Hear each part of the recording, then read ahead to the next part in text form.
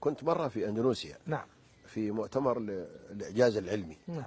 وفي إحدى الجلسات بعد إحدى الفعاليات. نعم. خرجنا لتناول الشاي والمرطبات، وفي جلسة عشوائية. نعم. جلسنا على طاولة من كل بلد إنسان. نعم. واحد.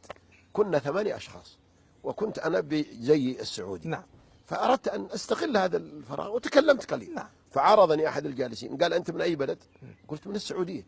فقال لي كلمة يعني صعبة، قال لي إيه؟ قلت: خير، إيش في؟ قال: أنتم في السعودية ما تحبون النبي صلى الله عليه وسلم. صلى عليه وآله. فطعنني في الصميم.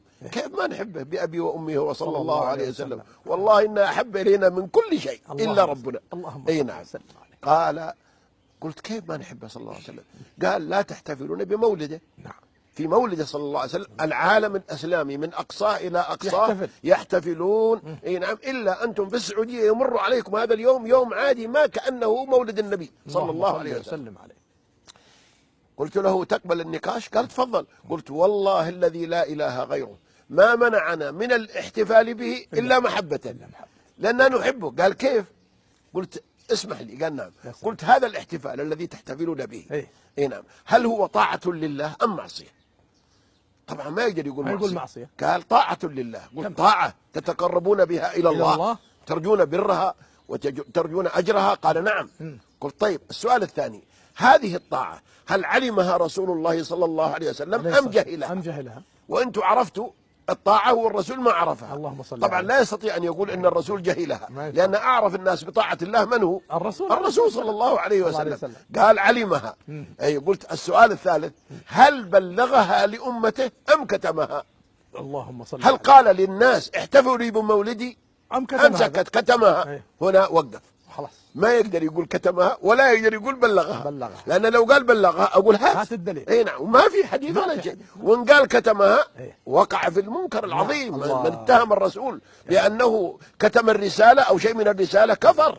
نحن نشهد أنه بلغ الرسالة، وليس في ديننا آية ولا حديث ولا أثر ولا فعل الصحابة ولا الخلفاء الراشدين ولا القرن الأول ولا الثاني ولا الثالث أنهم كانوا يحتفلون بهذا المولد.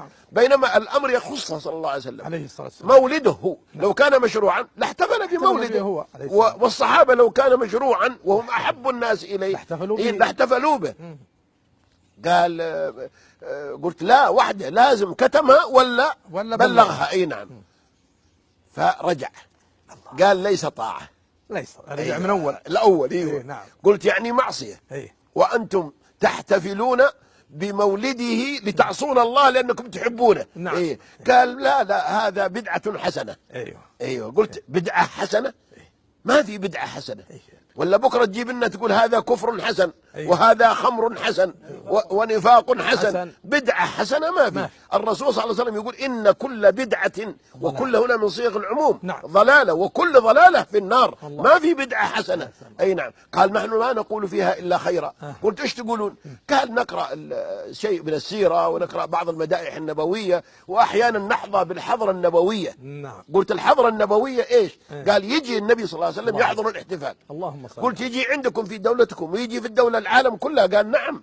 قلت: سبحان الله، النبي صلى الله عليه وسلم كان يوم كان حيا إذا وجد في المدينة لا يوجد في مكة. اي نعم. فكيف وهو ميت؟ قال: لا، ما هو ميت، انتبه، لا تقول هذا. سبحان الله. قلت: أصدقك ولا أصدق القرآن؟